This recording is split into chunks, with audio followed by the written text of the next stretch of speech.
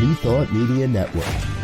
We are a global broadcast network of positive music, media, and entertainment, inspiring humanity's evolution along the journey of enlightenment and creating a world of love, peace, empowerment, and prosperity for all. New Thought Media Network. Positively inspiring.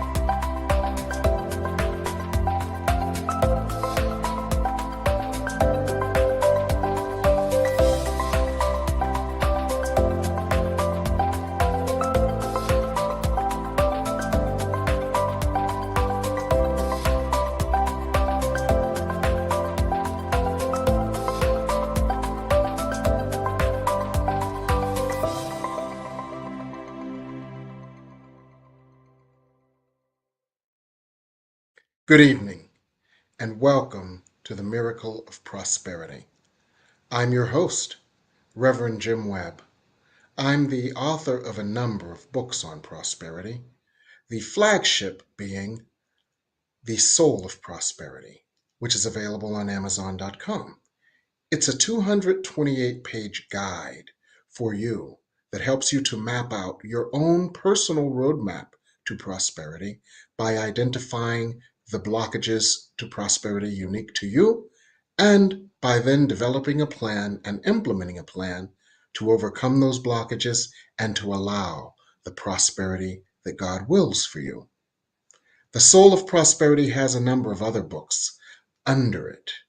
These are ancillary ebooks, including Prosperity from A to Z, 30 P's to Prosperity, Create Your Self-Manifesting Vision Board, and Forgive Your Way to Prosperity. So with that body of knowledge and expertise, we do a show each Sunday here called The Miracle of Prosperity, where we look at all different angles of prosperity. We look at prosperity not just as money and stuff, but we look at prosperity as spiritual prosperity, where we have a sense of oneness with a higher power. And that oneness with a higher power causes us to feel loved, loving, lovable, and causes us to allow loving circumstances in our lives. We look at professional prosperity, where in the words of Florence Scovel Shinn, we have a wonderful job with wonderful pay, where we provide a wonderful service in a wonderful way.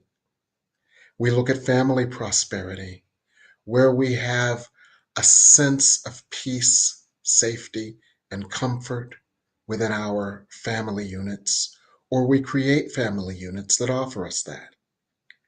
We also look at relationship prosperity, where our relationships are outer reflections of the inner peace and harmony that we find with ourselves. So our relationships are as uplifting and supportive as we are willing to be uplifting and supportive of ourselves through our own personal self-development and self-acceptance. So we look at all of these and more. And we look also at factors that can either enhance or block our prosperity. These I call the X factors of prosperity. And tonight, we're going to look at one of the X factors of prosperity, and that is boundaries. And you may ask, what do boundaries have to do with prosperity? Because that's a question I asked at one point. And then a wonderful spiritual guide and teacher named Reverend Poleskey did this sermon that rings in my ears 20 years later. The sermon was called Setting Boundaries. So I asked him to be our guest tonight, and he graciously agreed.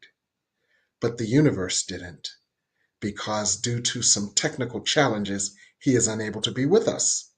So we're going to discuss boundaries tonight, and my special guest is our producer, Reverend Michael. Hello, Reverend Michael. Well, hello there, Reverend Jim. It's a surprise to find out 20 minutes before airtime that I was your special guest. And I understand about technical issues. Yes, Yeah. yes, we are no stranger to technical issues. Oh no.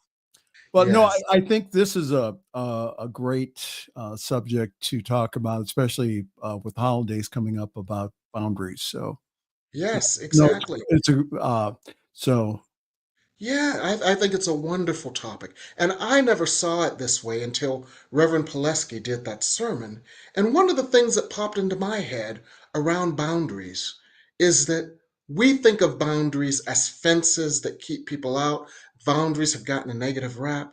But it started occurring to me when he did that sermon.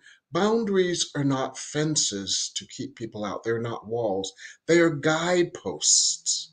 And it also occurred to me that boundaries are basically sacred agreements, yes, mostly with ourselves. right. Yeah, so the tendency with people who are on a spiritual bent, or for those of us who have grown up in the Christian tradition, is that the whole idea of martyrdom is that Yes. we are to give and give and give and give and give. Now, and I've noticed this also with some of my ministerial colleagues and also those who are involved in spiritual work. We are really, really good givers. The Hmm. challenge is that when do you recharge your batteries? And I remember talking to a Christian counselor one time, Hmm. and she told me, pastoral counselor, and she told me, she says, when she sees pastors in her office, one of the first things to go in their lives is a time of devotion each and every day where they read their Bible and pray. And the reason being is because they're constantly giving. So if you're constantly going out and give, give, give, the battery runs dry. So Hmm. what boundaries give us is an opportunity not only to recharge the batteries, but also to be available to ourselves first so that we have something to give other people. So that's kind of my, and there's some other things to share on that too. But I think that having, um, having time for me, Hmm. having time that not scrolling on the phone. I mean, you can do that, but having time where I spend time with me, recharging me, Hmm. and that if you have a situation, for example, like at home, I'm Hmm. thinking about some of the moms out there where you are constantly giving, giving, giving, giving, giving. And then what happens is then you start setting some boundaries.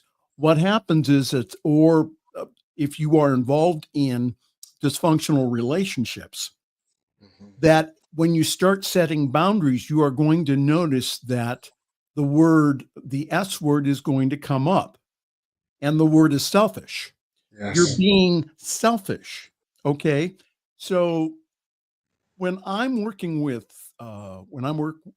clients, and especially the number one The client first client is yourself. myself, is to understand that I have to take care of me first. Hmm. And if it's really going to disturb my peace of mind for me to give to anyone else, then I need to take care of me. So boundaries give me an opportunity to say, okay, I want to help here. I want to serve here, but I have to, I just can't give myself totally and completely away to you. That's not going to work here.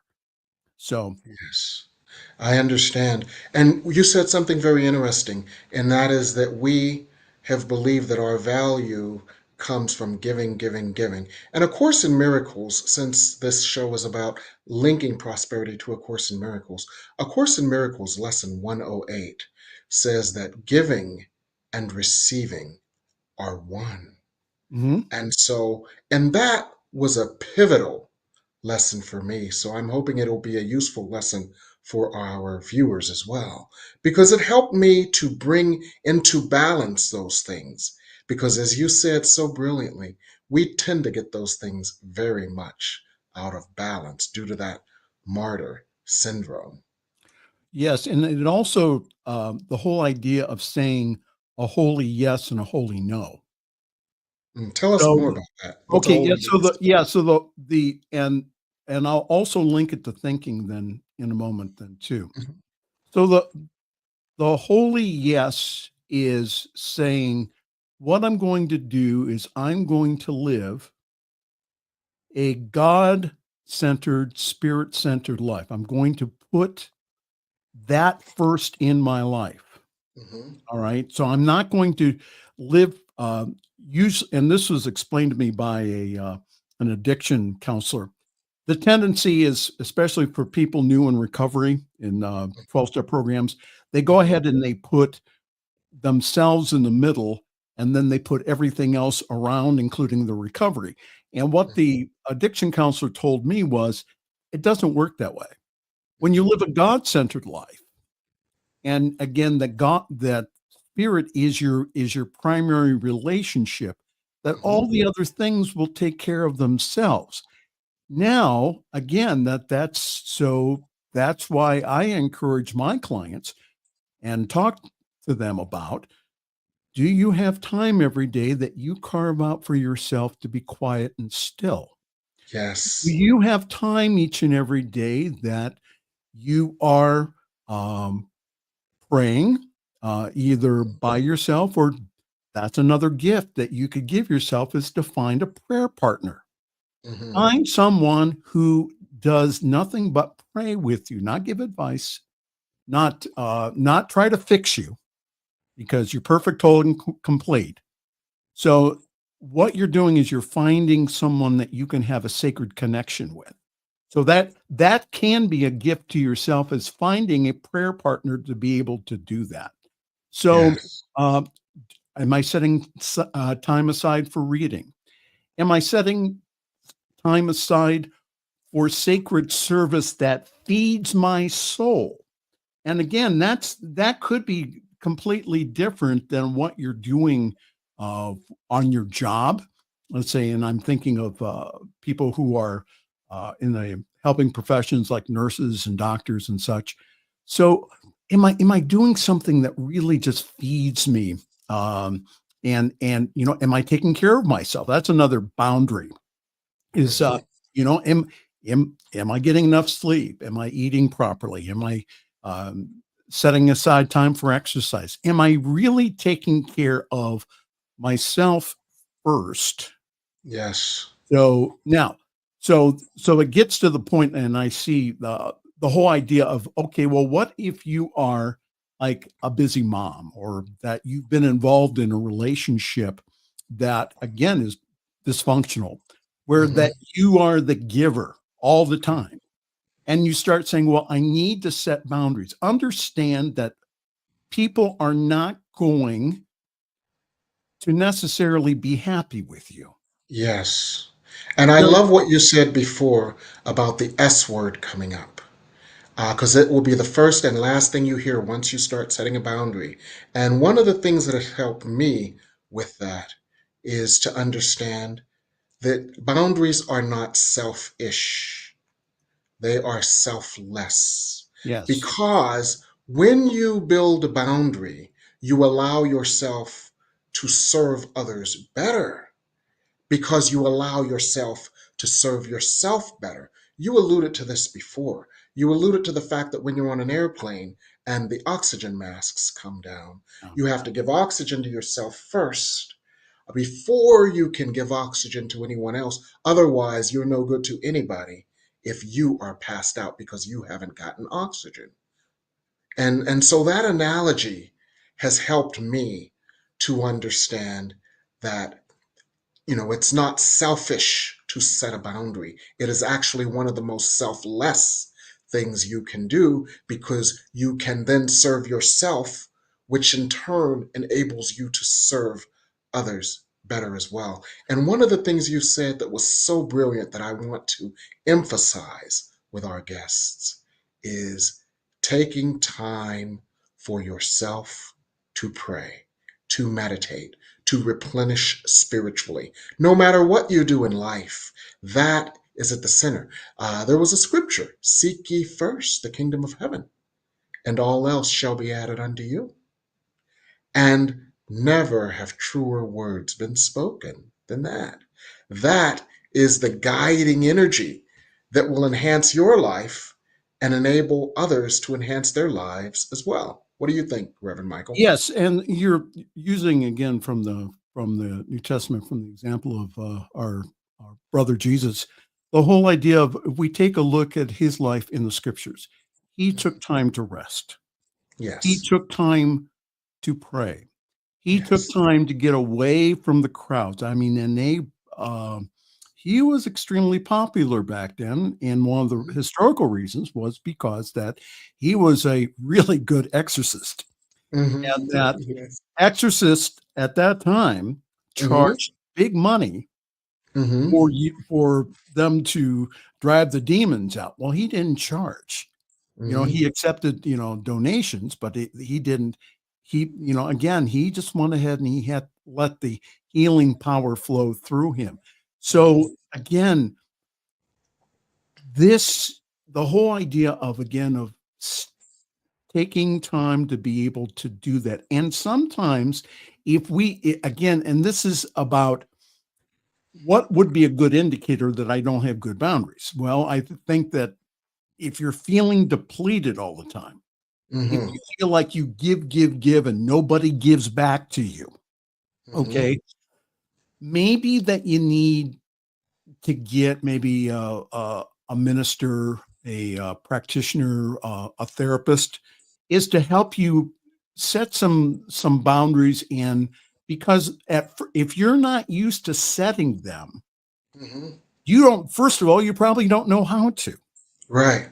and that if so, and you probably don't know what areas that you need to start setting some boundaries to be able to do that. One thing that's going through my mind is during uh, during ministerial training in Centers for Spiritual Living, one of the things that was emphasized to us was self-care.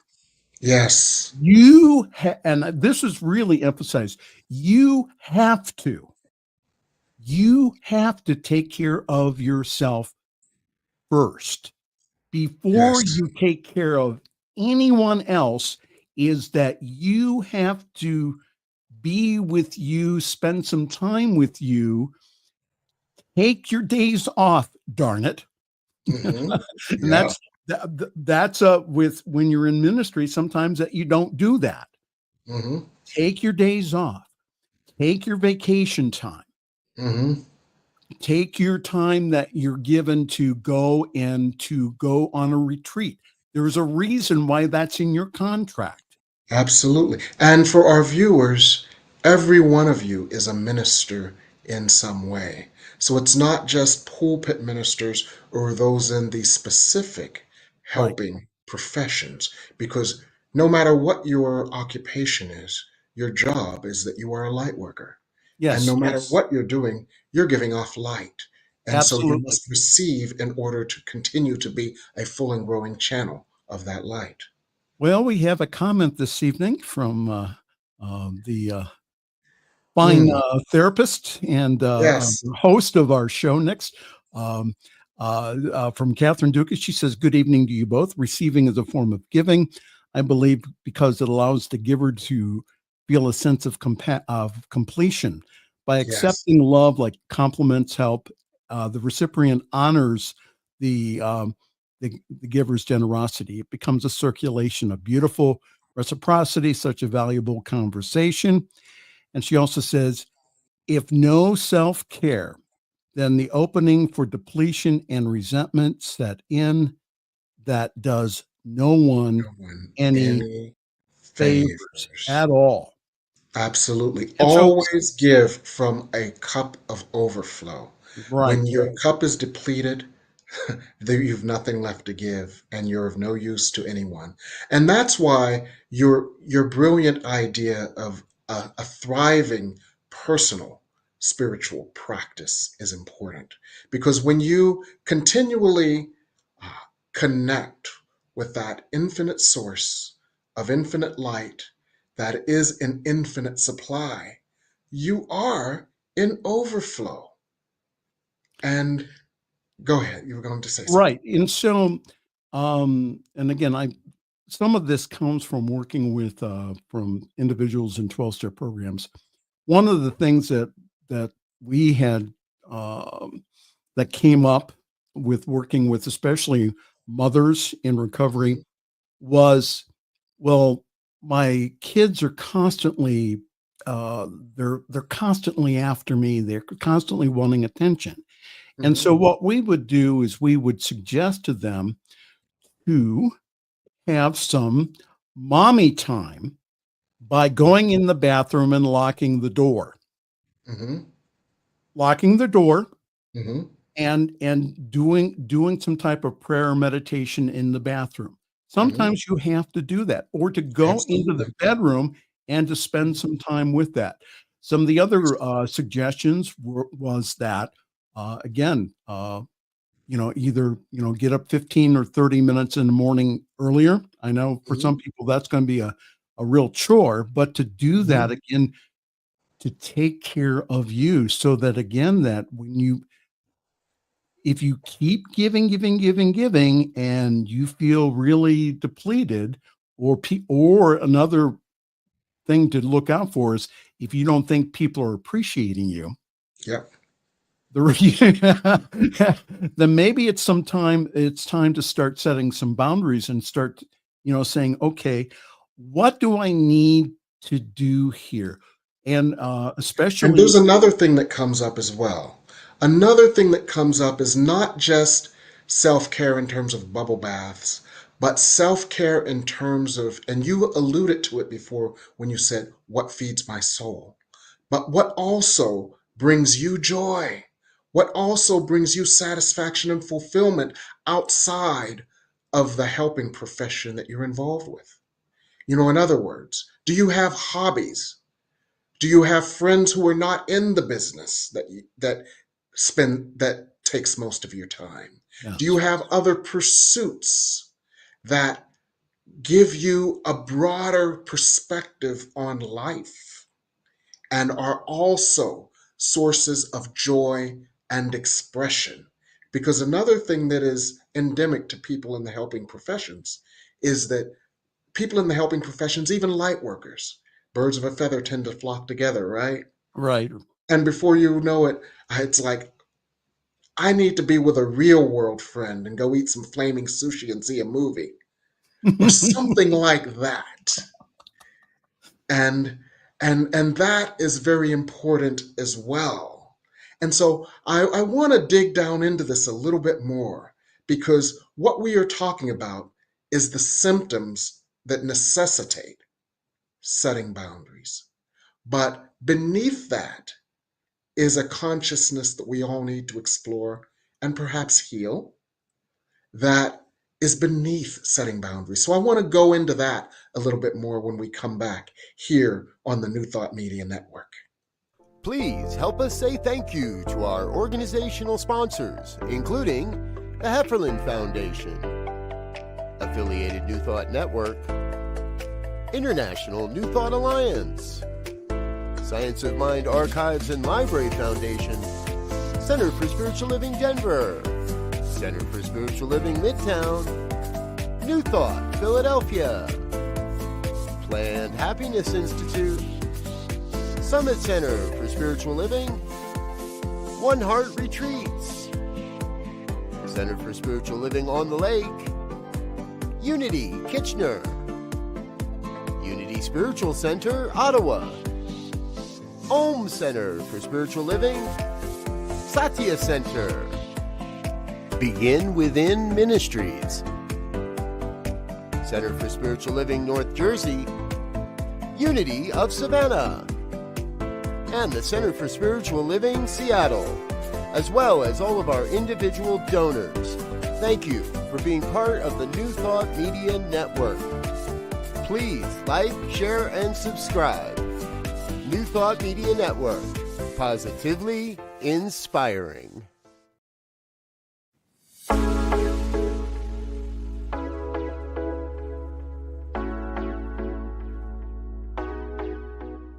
What if the person you think you are is just a fraction of who you truly are? What if years of conditioning and surviving in a challenging world have left you clinging to strategies and beliefs that mask your truest nature?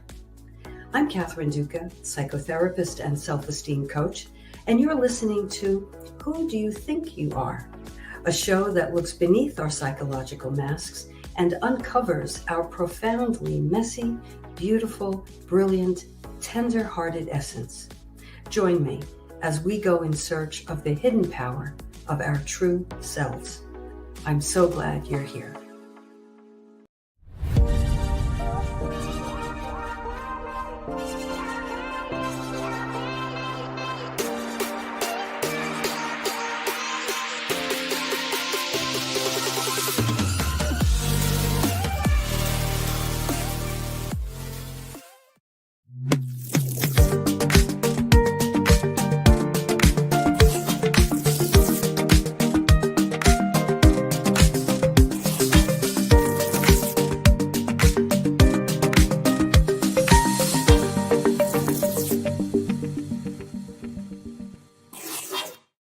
And we're back here on the New Thought Media Network on the Miracle of Prosperity. And we've got Reverend Michael here today with us discussing boundaries. And what we've established thus far, for those of you who may be just joining us, is that boundaries build the balance that is necessary for prosperity. And sometimes it's good to think about that as a mantra. Boundaries build the balance that is necessary for prosperity. For if you are in imbalance, it is impossible for you to allow the divine flow that balance implies and that balance allows. And one of the things that I thought we'd drill down on is what stands between us and allowing ourselves to build that balance. I wonder if one of those things is guilt, the feeling of not enoughness and needing to compensate by over-serving. What do you think, Reverend Michael? Yes, I think that's just the tip of the iceberg, is that it's our BS or our belief systems. If we grew up in a household that, or that we grew up in certain environments that tell us that we are to constantly give, especially women, you are supposed to constantly give and give and give and give and give to your family. Then again, what happens? Then the wife or the woman becomes resentful. Also, hidden beliefs of, I'm not enough. I'm not worth it. I'm not worth taking the time for. They're just do you know how you find out about these beliefs? It's stop doing the behavior, stop taking care of other people. And then what happens is that as you start putting a loving halt to some of it, what happens is that when you feel that you have to ask yourself, well, where is that coming from? And that is good food to take to your therapist or to your counselor, is to, again, if you're having a challenge, Hmm. figuring that out and then change that belief. Hmm. So when we do a boundary, the boundary is it's a sacred no Hmm. and a sacred yes to ourselves. It's saying, Yes. listen, I'm willing to do this, but I'm not willing to do that because I need to take care of myself or that this does not fulfill me. You said something else too about the whole idea of having other activities. Hmm. Am I able to pursue other activities? Am I giving myself time for that?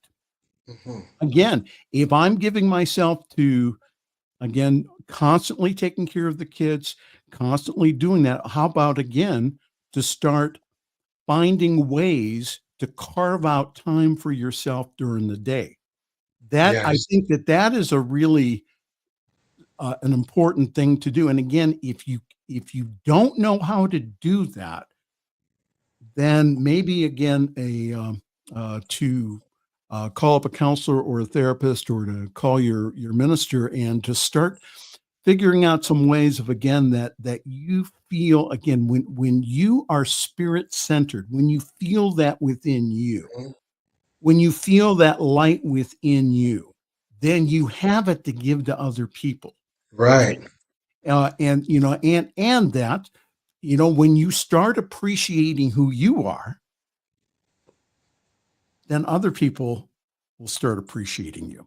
Absolutely. One of the things that I learned from A Course in Miracles around this is, our egos are the parts of us that do not believe that they are enough, because our egos believe that we are a name, rank, and serial number, and we are those limits, and we are all those limits, expectations, and roles that others have placed upon us, and those things crowd out the truth of who we are as the light of God. So I started asking myself, if I were the beloved Son of God, and I actually am, why would I do this to myself? Why would I punish myself this way? Why would I put myself through this challenging situation? Mhm. And as I asked questions of myself in that way and continued to develop that aspect of myself, that is the Holy Spirit of God, I couldn't find a reason to put myself through that punishment or to martyr myself in that way. And that role, that elevation into your higher self, well, let me personalize it. That elevation into my higher self helped me. And for those of you on a spiritual path, and all of you are, whether you know it or not, whether you want to be or not, your purpose on a spiritual path is to elevate to that highest self, to the degree where you honor yourself, recognize yourself, embrace yourself, know yourself as love and lovable, and therefore love yourself to the degree where you are no longer willing and then no longer able to hurt yourself in martyrdom this way. We have a really good question from Reverend Jane Batch. She asks, when Mm. I say no, I feel guilty. Welcome to the club, Yeah. Reverend Jane. How Yes, can I release this? I'm going to let you go first, Reverend absolutely. Jim Webb. You release the guilt of no by releasing the concept that you are wrong, not enough, or somehow flawed. Every aspect of you, me, all of us, that denies prosperity is the aspect of us that feels not enough, wrong, or flawed.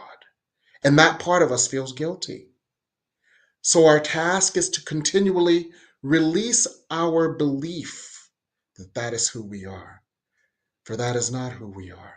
And we get to know who we really are, and this is not just a platitude. We get to know who we really are by continually communing with Source. and believing what Source tells us about who we are versus believing what the world has told us. Source tells us we're beautiful. We say, no, but what about what Maggie said to us in third grade? Source tells us we are lovable. No, but what about Joe in fifth grade and what he said about my mother? Source tells us you are powerful, and the world says no, but what about that time you got rejected from that job application? Right. And so commune with Source, listen to Source, believe Source, be in Source, allow Source to be in you, be at one with Source. And from this perspective, there is no guilt because there is no separation. Right. There can be no separation. There can be no guilt when there is no separation. And this helps you to walk your path. Now, one of the other things that we alluded to, Reverend Michael, and I want to bring this up in this concept too, Okay. is we alluded to the fact that, we sometimes feel betwixt and between. But when you serve yourself, you're really serving others. When you're serving the highest purpose for yourself, you're really serving others. Because sometimes it's very easy to enable people's dysfunction out of guilt, right? You keep doing this for them, you keep doing this for them, you keep doing this for them, you keep doing this for them. And all of a sudden, they are disempowered, and so are you. And you are imprisoned in this limited role when your souls both came to grow. What do you think, Yes. Reverend Eagle? Well, yes, everything that you said, and I want to just to say to Jane is that that's one of the nice things about meditation is that, and one of the things I've developed over the years is that in meditation you develop what's called the observer self. That what happens is that it's that still small voice that pulls you back into who you are and says, do you really want to do that? Or I'm feeling guilty, or I'm feeling this feeling. And again, there's kind of you're watching the feeling. You're saying, well, okay, I feel guilty. So your watcher is going, you're feeling guilty. Where do you think that comes from? Or what do you think will happen if you don't do it? And again, I'm not minimizing anything here. I mean, there's just some things that, yes, you have to go take care of. But if you're constant, and again, a good barometer is how you're feeling. If you're constantly feeling drained, if you're constantly feeling worried, if you're constantly feeling upset, and again, what that does that's the separation that you're feeling. You're not separate from God, but again, that you're vibrating at a point of separation. So to start vibrating at a place of gratitude, a place of love, a place of caring. And how is that done? That is done through prayer and meditation, through spiritual reading, through being with other people. Again, steel sharpens steel, by the whole idea of developing the true self that you are, so that, again, that the addiction, and I've read this in several places, may not be to substances, but it's to feeling bad. That's the addiction. Yes. So how do we start feeling good without having all the other stuff? And again, one of the ways to do that, again, is by carving out time for yourself, living a light-filled, spirit-centered life.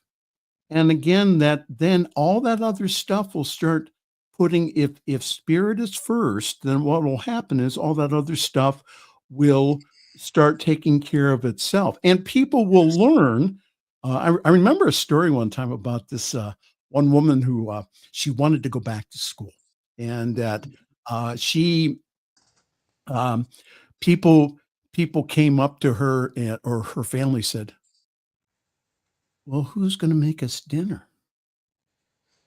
And she and she said, I will have dinner.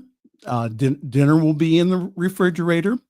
You can go ahead and you can serve it yourself, and I'm going to go to class.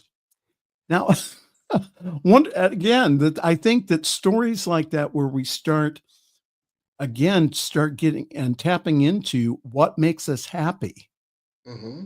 what really brings us joy, then what happens is then again that um, the S word will become people will start they'll say it in the very beginning, but again if you keep with your boundary, then what will happen is that will go away, or unfortunately sometimes they go away, Absolutely. so and so You brought up something very brilliant, Reverend Michael, about the observer self and how meditation gives us an opportunity to observe more objectively what is going on. Because what that higher self that observes what's happening will see is they will see the erroneous idea at, that is at the center of your guilt and discomfort. The erroneous idea, I'm a bad mother because I'm not fixing my children dinner because I want to go to school for myself, which is actually going to school for them so you can get a degree and make more money so that they can have clothes to wear and food on the table. Um, that idea, when you are in that observer space, you can see that erroneous idea for the error that it is. For that observer space is also synonymous with being in the love space, where you yes. see that everything is a cry for love. This is a place where you have felt unlovable because of you felt to be a bad mother. This is an error in thinking. And as A Course in Miracles says, we can allow the truth of God to correct the error in our minds. So Mhm. that observer can also send in the truth. The truth is, you're a wonderful mother. In the larger scheme of things, this is the best gift that you can give yourself and your family. And that truth can dissolve the error that was in your mind about being a bad mother for not making food. Does that make sense? Absolutely, and that again, that some of the and this concept of setting boundaries for some is probably a new concept, and Yes. because they don't know how to do that, and that's Yes. one of the reasons why. Again, we've given some of the symptoms this evening. Again, Hmm. feeling drained, feeling not enough. Again, that people don't appreciate you, that you give and give and give and don't receive back. These may be some things again to take to other people and to kind of get another perspective and say, listen, this is how I'm feeling.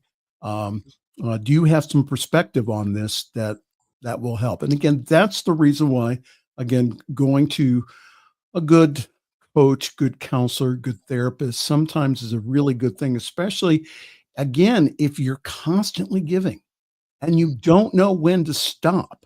Hmm. You know, Hmm. Yeah, if you read exactly. Good if you point. read Proverbs 31, okay, a proverb, if you did everything in Proverbs 31, you'd get 2 hours of sleep at night if you're a woman, if that, Yeah, okay? yeah.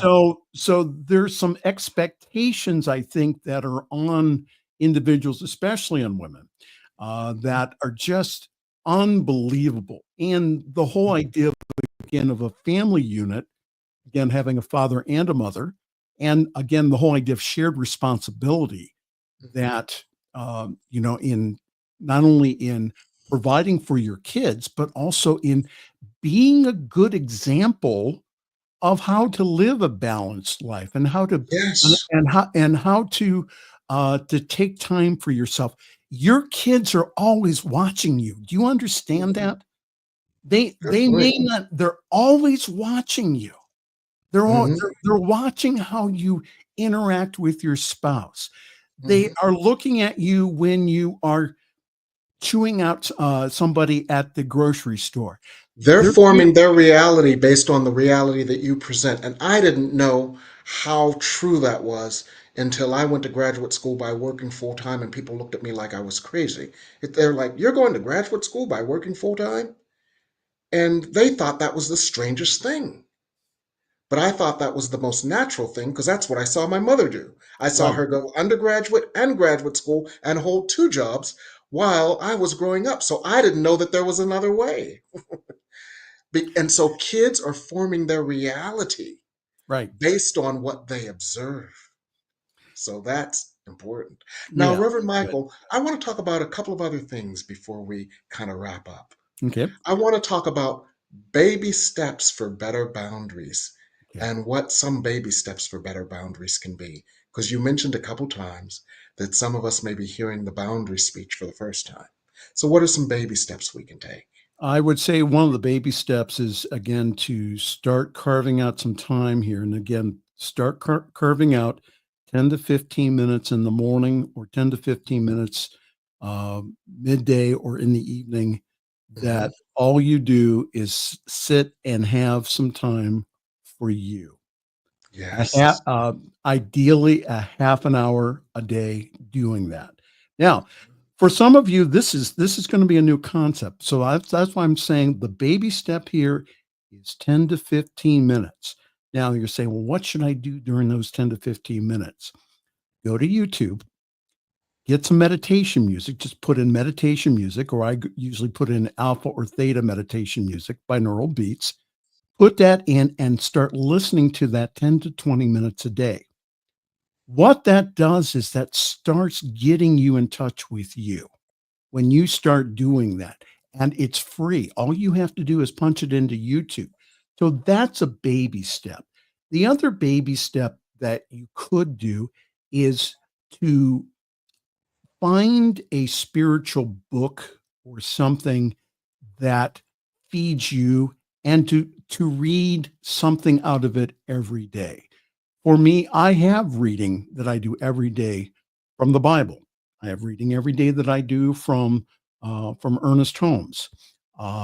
So to have some things that feed your soul on a daily basis, and again, it can, just get a book. Now, the one thing that, again, in working with clients and myself is, well, I usually fall asleep in the morning when I meditate. Okay, so that's the best time then for your reading, to start with 15 minutes in the morning of some really good stuff reading.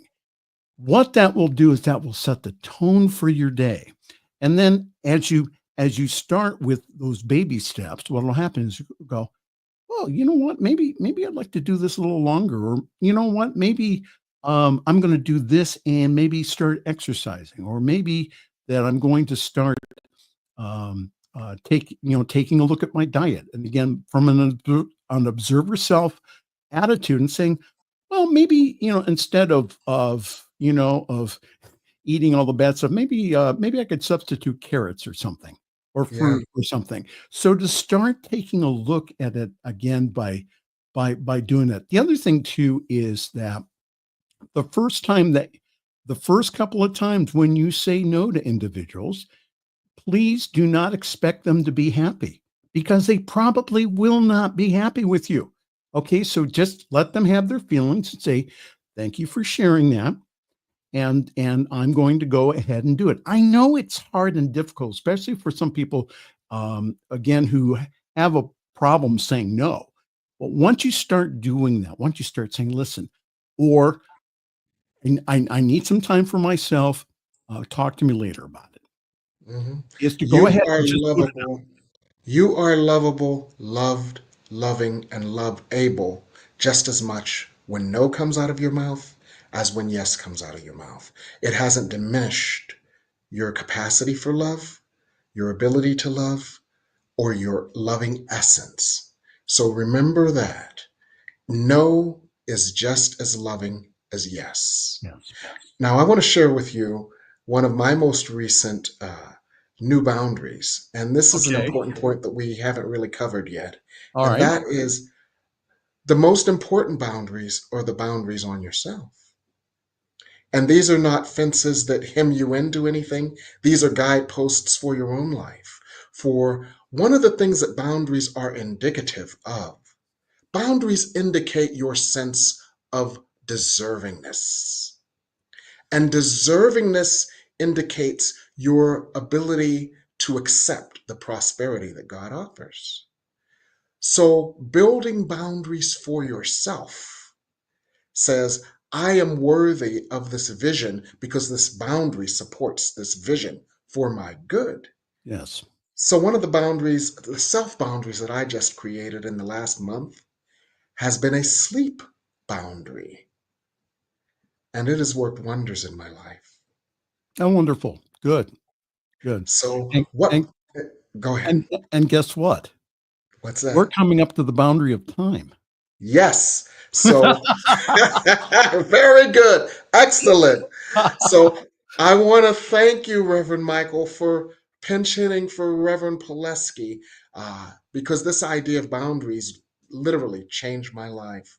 We thank you so much for all that you do to make the miracle of prosperity happen. And this is no accident, because this is our opportunity to thank you as we move into Thanksgiving week. So I want all of our viewers to also thank Reverend Michael for producing this show. Thank you. Thank you. I will accept that. Thank you. Yes, I please will do. rub it in. Rub it in. Rub it in, rub it in. And we thank you all. We thank our viewers, and we thank everyone for being with us this evening on the Miracle of Prosperity here on the New Thought Media Network. Good